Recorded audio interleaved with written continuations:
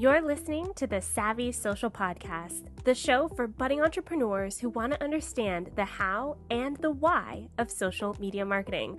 I'm your host, Andrea Jones. Let's get started. Hi, and welcome to episode number 6 of the Savvy Social Podcast.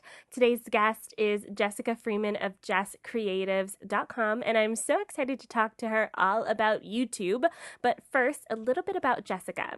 So Jessica Freeman is the owner of Jess Creatives and is an award-winning graphic and web designer. Jess Creatives exists to help service-based business owners save time, stress less, and shine online with a professional, consistent visual presence that increases their brand value and streamlines aspects of their business so they can experience more freedom and fulfillment. So in today's episode, I'm so excited because we're going to talk all about how to get started on YouTube, what Jess did to get her first client from YouTube, and how you can use YouTube to build the right exposure for your business. Let's dive in.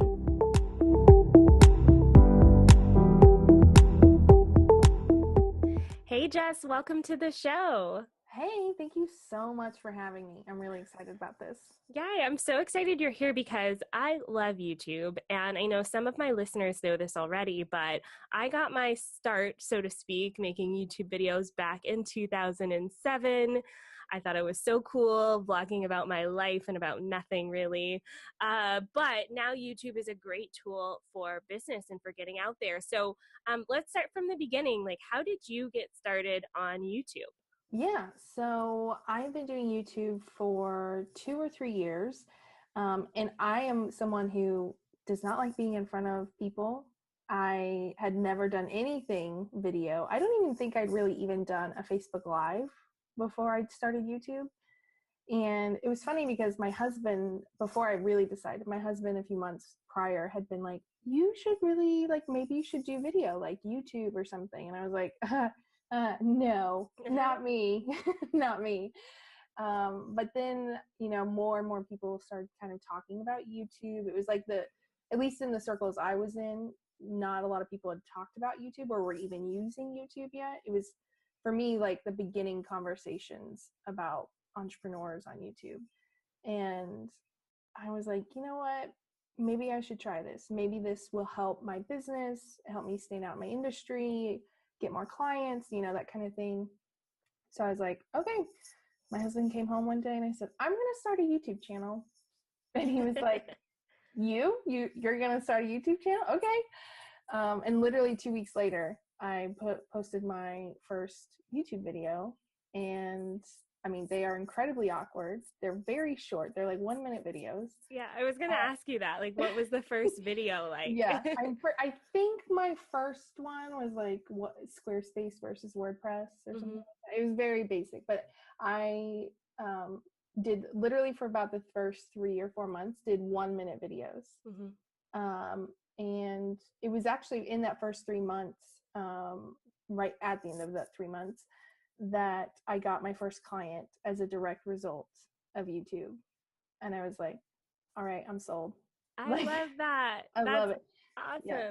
Okay, let's rewind for a second. So you talked about these first videos being like 1 minute long. How often did you post the videos? I was doing just once a week, and it was just a 1-minute video, like, Squarespace versus WordPress, coming up with a color palette. Here's a little MailChimp tutorial, anything like that. And yeah, they were 1 minute. That very first video took me over an hour to record. Wow. Yeah. It was really bad. And part of why it took so long is I was super nervous. No one in the room, just me, but super nervous. But also I was trying to memorize this paragraph. I was trying to do it in like one take. It was rough. I don't do it that way anymore. But yeah, once a week, 1-minute videos. And how did you decide like what topics to talk about in the videos? I just stuck to, so I'm a graphic and web designer, and that's what I've always done. And I'd already been blogging for 2 or 3 years at that point. So I was just like, okay, let's look at what kind of questions people are asking me, what are things that are like quick tips that I can help people with in regards to design or their website or anything like that. And then I looked at like some of my most popular blog posts, and like, not that I can condense an entire blog post into 1 minute, but I was like, okay, so I could pull out this bullet point and that could be a video, because it makes sense on its own, like Squarespace versus WordPress, or this little tutorial. So it was really just content that was helping show people that, hey, I'm a designer, I know what I'm talking about, and here's some things that could help you as a business owner in your own business with your own website, social media graphics, and that kind of thing.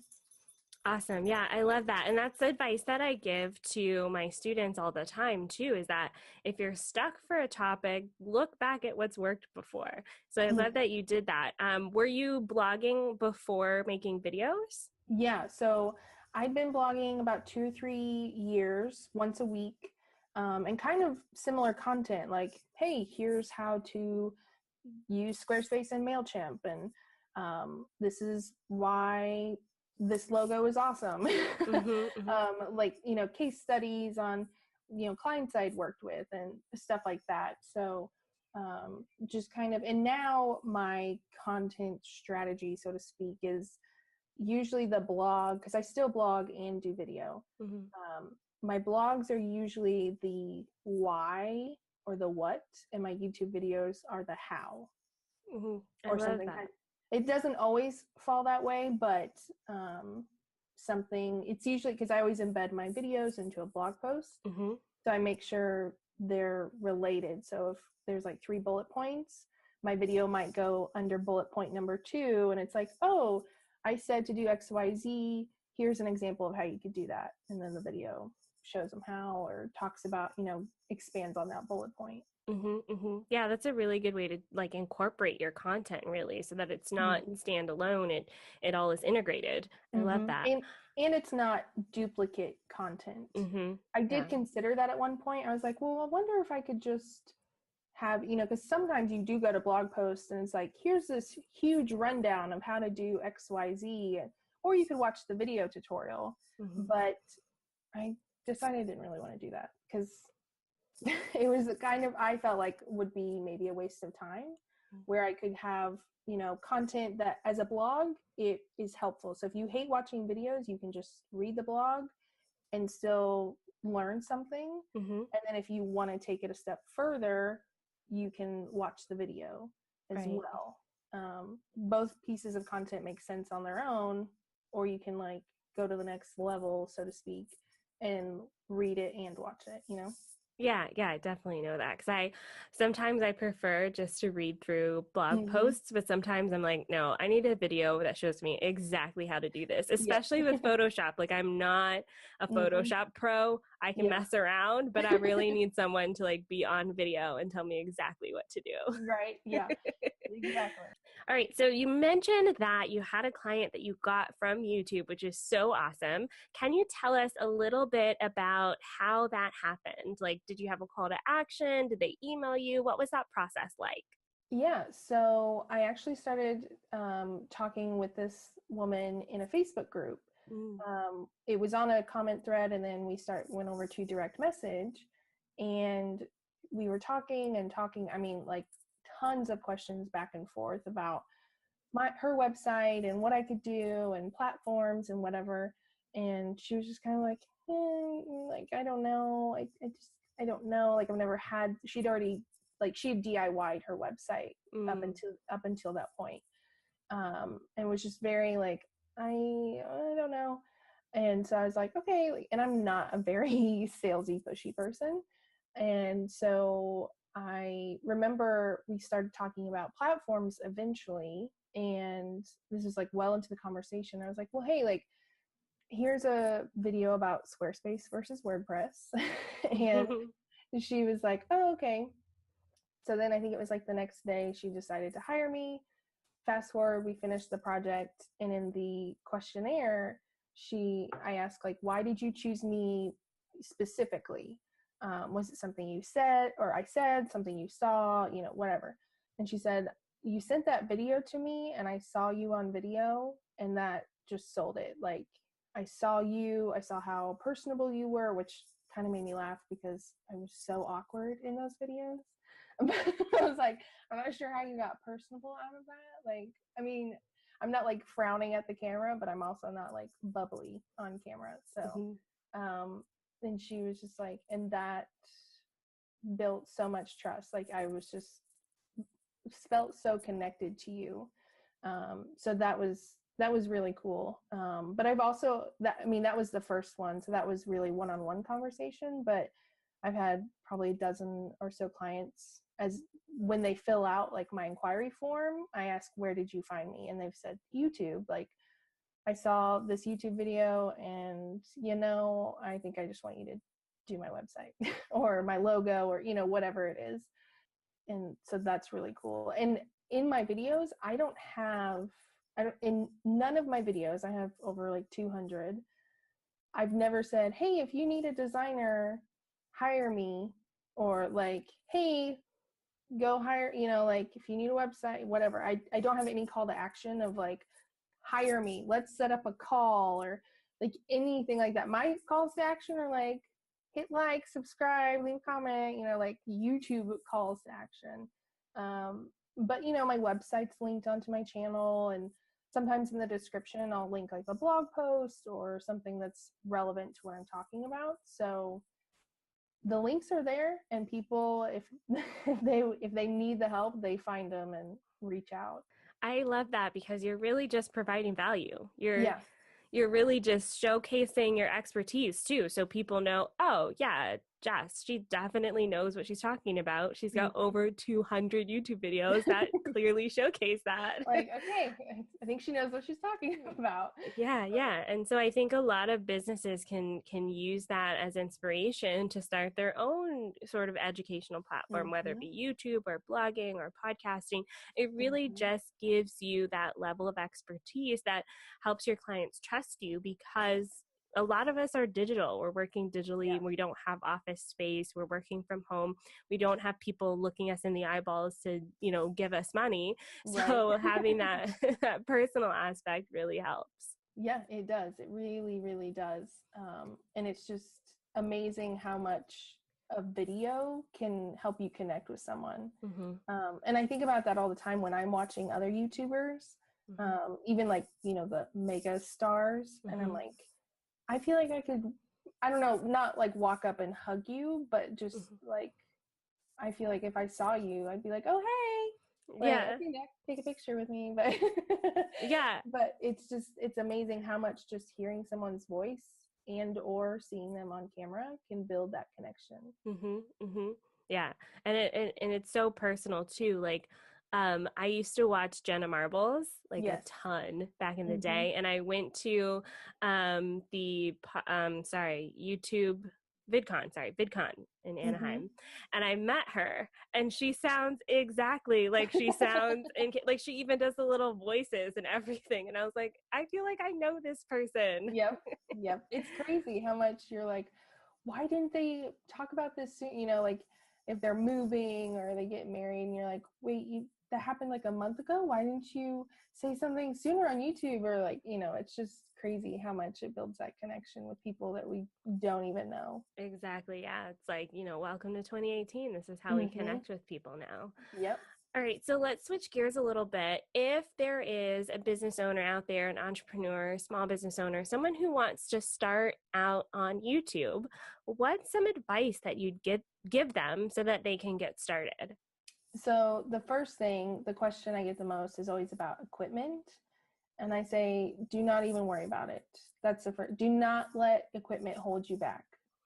Just start with your iPhone or smartphone, whatever you have, because YouTube, being successful on YouTube is a lot more about telling stories and connecting with people than it is high production value. And yes, you'll see like the mega stars have really nice videos, and they have all this B-roll footage and drone footage, and you're like, oh my gosh, like I have to have these fancy videos. No, you don't. You don't have to. A lot of the, big gurus like Casey Neistat, Peter McKinnon, and Jenna Marbles, like they aren't doing business Mm-hmm. talk. I mean, sometimes Casey does, but even then, like, it's not that much. Um, so it's really about providing that value and telling a story that helps people relate to you. And like, yes, I understand. Like, I struggle with that too. Or, oh my gosh, this is just what I needed. That matters way more than, oh my gosh, I only shot this on an iPhone and it's not 4K. Like, Mm-hmm. it doesn't matter. Mm-hmm. Yeah. Well, sometimes we get caught up in the little details and it stops us before we even start. Yeah. So I mean, yes, I don't shoot on an iPhone anymore. Like, I've upgraded over the last few years, but that's been totally out of my own selfish desire to have a nicer looking video. Nothing to do with like people aren't watching my videos or Mm-hmm. engaging. Like, they don't care. Like, as Mm-hmm. long as you are not sitting in the dark corner and only the laptop is lighting your face Mm-hmm. and people are like, okay, this is kind of creepy, like, why is she talking about business in the dark? Yeah, Like, that would be a different kind of video. okay, that's kind of creepy. But like, if you're just sitting at your desk or you use Zoom or whatever, QuickTime on your computer, you use your smartphone, that's fine. Mm-hmm. But always think about how you can provide value and connect with your audience. Mm-hmm. And part of that connection is telling part of your story. And that doesn't mean that you have to have an entire video that you're like, here is my business story and my life story. Like, it doesn't Mm-hmm. mean you have to do that. It doesn't mean in every video you have to be like again, you don't have to rehash your story and everything in every video, but telling some kind of, hey, I went to this conference and I learned this, or I've really been struggling with my morning routine and I finally found something that works. And Mm-hmm. like, just saying a little bit that will help connect you to them, so they are like, yes, me too. Mm-hmm. Like, I want to keep watching. Because doing a ton of tutorials, which I have done, it's great, you're providing value, but why are people going to subscribe? What's going to make them subscribe? It's going to be that they want to like learn more from you, yes, but also they just love your personality or love your story and they relate to you. Because if it's just a lot of educational things like how to XYZ on Squarespace and WordPress, a lot of those people they're just looking for that one tutorial. Mm-hmm. They're like, I really just need to figure this thing out on Squarespace. Mm-hmm. Or whatever it is that you're teaching, if it's Depsado or MailChimp, whatever. Yeah, that's great. But a lot of those people are going to be like, cool, thanks, Jess, learned a lot. But, they're not going to subscribe unless you give them a reason that like pulls them in. Yes, I love that. That's so important too for all social media is you've got to make that connection with them. Mm-hmm. Otherwise, they can get what they want to get from your content, your blog post, your social media post, your YouTube video. They could get what they want to get and then just dip and leave. Yep. Really, the only reason they're hanging around is because they like you. They found some connection with you. They found value in what you offer so much so that they want to keep seeing more, Yep. which is a very valuable thing to point out. I'm so glad you said that. Mm-hmm. Yeah. So tell us a little bit about your filming process. I know you talked about, that very first video, you had this paragraph, you're trying to memorize it and that didn't work for you. So what does work for you when you're filming a video? Yes. So my filming process, so first I have like a Google spreadsheet of my calendar of topics and what's going to be when. So I just pull that up. I'm like, okay, like I need to film. What are the next few videos I need to shoot? And then I just kind of, sometimes I don't write anything down. Sometimes I just grab a Post-it and I'm like, 3 bullet points. Okay, 1, 2, 3. These are things I need to remember.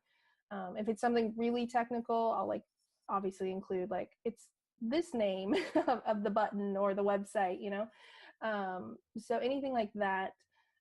When I first started, like I said earlier, I would try to memorize it and do it in one take, which I don't know why I tried to do that, because I'm like, I'm not an actor, I can't memorize things. And then from there I still wrote it out. I didn't memorize it, but I just tried to halfway memorize it, Mm-hmm. if that makes sense. and tried to like, okay, these are the points I need to talk about. And that still took a long time.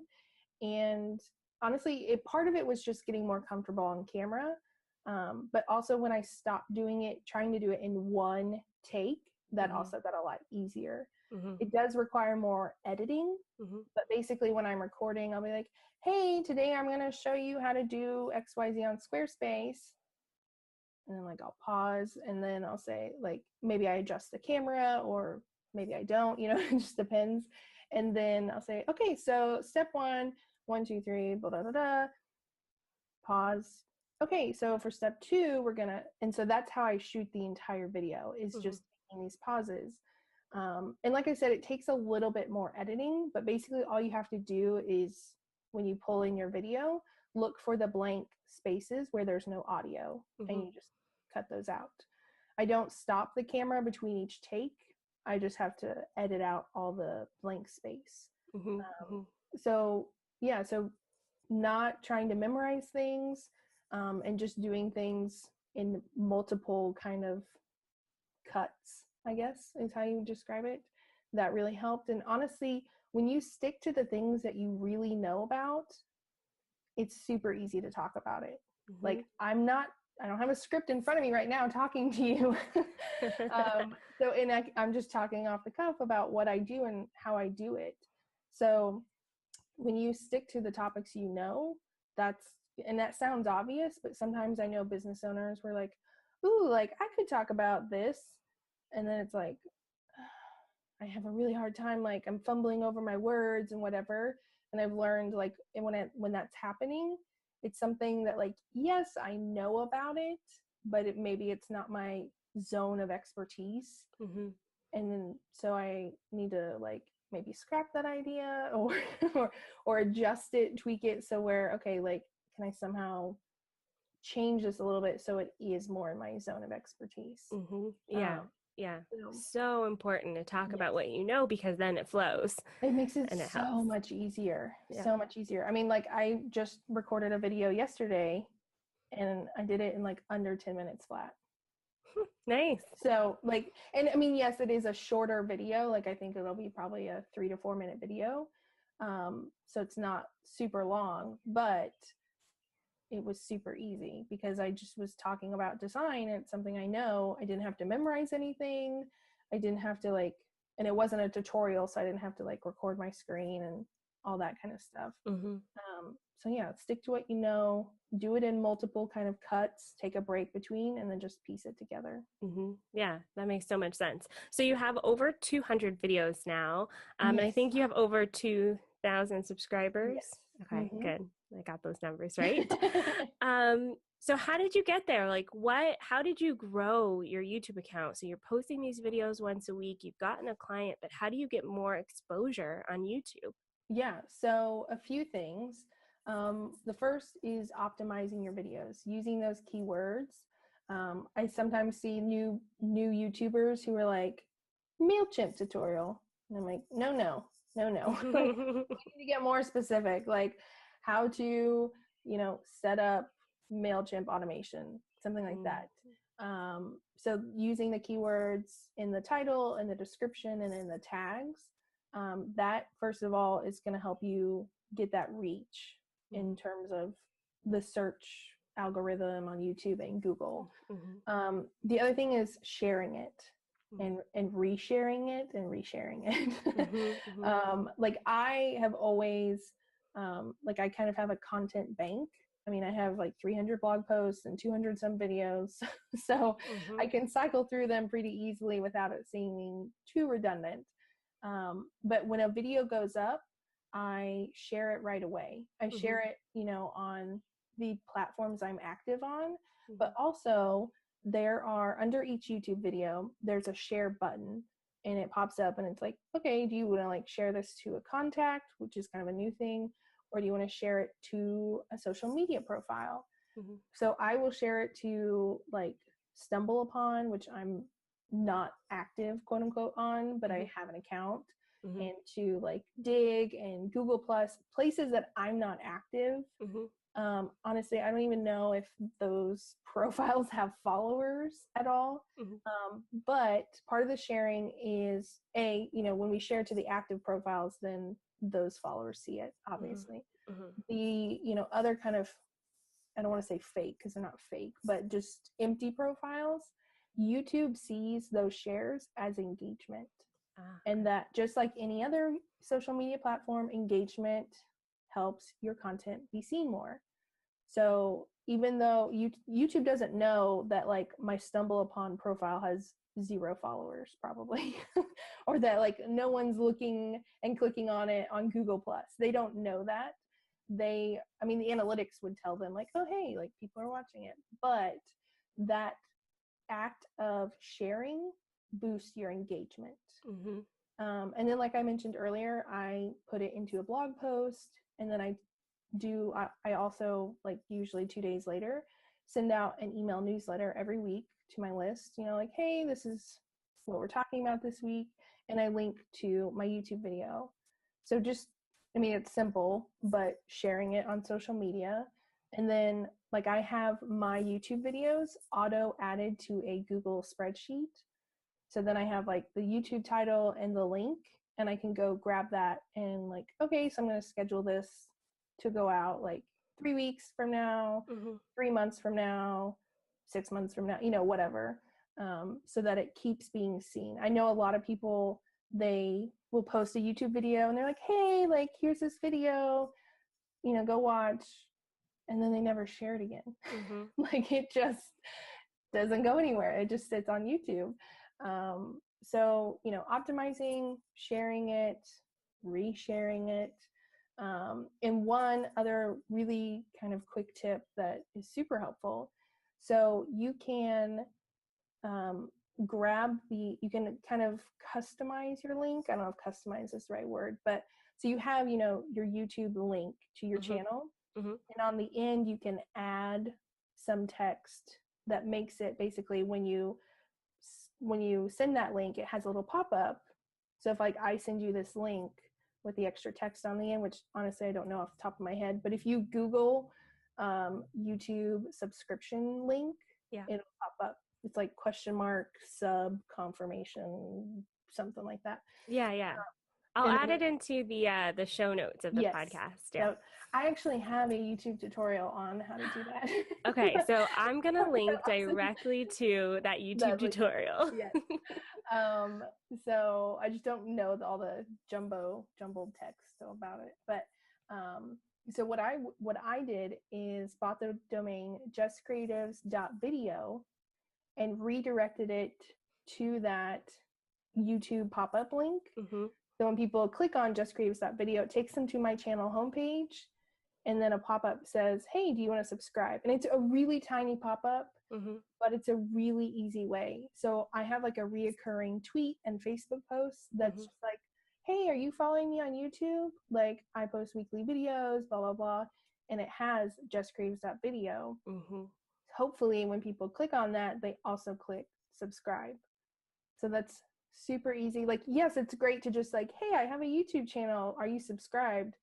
But if you don't have that pop-up, it's kind of like you have not that you have to make them work to go subscribe, but it's a little more prompting. Yeah, any way to make it easier is good.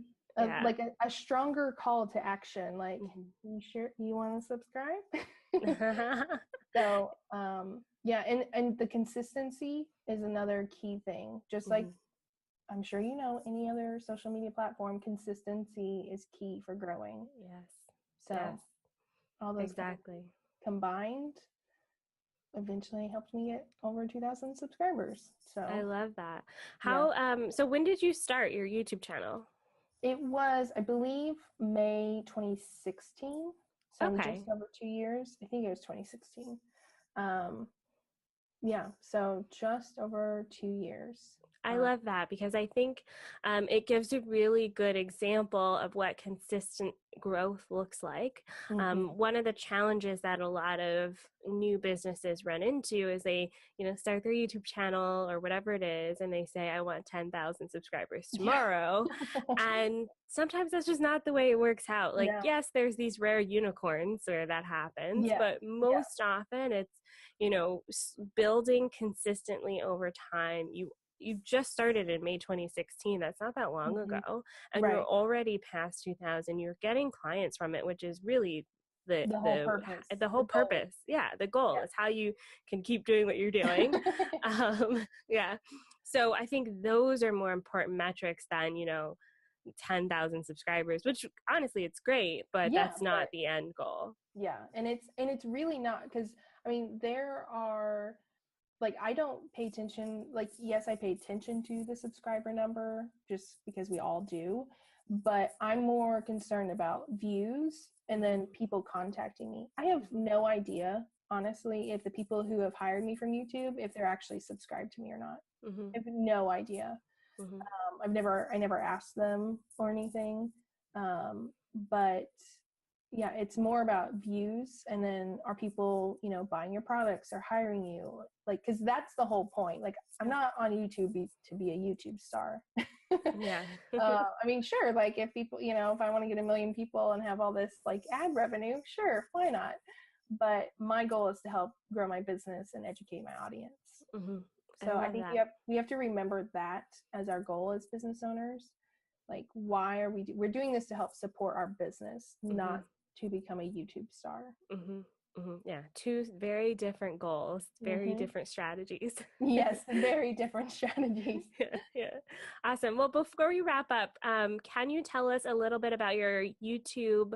I believe it's an educational product. Yes. So I have a freebie that has 30. So basically a month, unless you're in a month of 31 days, but whatever. 30 video ideas for business owners. So it's kind of a templated guide for, hey, like you can just plug in what you talk about and create these videos. So that will help you jumpstart your channel. And then it also has some extra pages with tips on setting up your channel, the little details to pay attention to in your setup, just so it looks nice and everything's running like it should. And that's totally free. It's on my website. So really great, just kind of like jumpstart guide for business owners. I love that. I'm definitely going to grab it myself so that I can get more ideas to create YouTube videos. I actually need to get back in it. I'm more YouTube friends. I know, YouTube friends. I usually do a lot of live video on Facebook. So lately I've been taking those and putting them on YouTube. So it's kind of a little bit of a throwaway because it's not really as engaging. So I really should make like YouTube exclusive content. So and you can go live on YouTube. Yes, so, I need to do that. So, and it's super, it used to be really complicated for some reason. And just in the last 3 or 4 months, they updated it. And now it's just as easy as it is to go live on Facebook. Yeah, which makes sense because they don't want the competition. Right. I'm like, okay, thank you for finally You used to have to like use OBS and like it was so complicated and awful. And now it's just like, go live. Okay. Title and start. Like, it's so easy. I'm like, okay, thank you for finally doing this. So yeah, it's really, you can totally do that as well. Okay, you heard it, folks. I'm definitely going to do that coming up soon. But make sure you download Jess's free 30-day YouTube content freebie. I'll have the link in the show notes of this podcast, and also links to everything else we talked about, the YouTube video for how to instantly get people to subscribe to your channel, and so much more. Thanks, Jess, for being on the show. It was lovely chatting with you. Yes, thank you again for having me. Huge thanks to Jess from Jess Creatives for talking with us today in the podcast. Now, if you loved the podcast, make sure you're subscribed, whether it's on iTunes or wherever you are listening to this. I'd love for you to subscribe and write a review for what you think of our episodes. And if you want to connect with me further, the best place to do that is inside of the Facebook group. That's Savvy Social Crew. So you can search that on Facebook or type in SavvySocialCrew.com, and I'll see you there. Bye for now.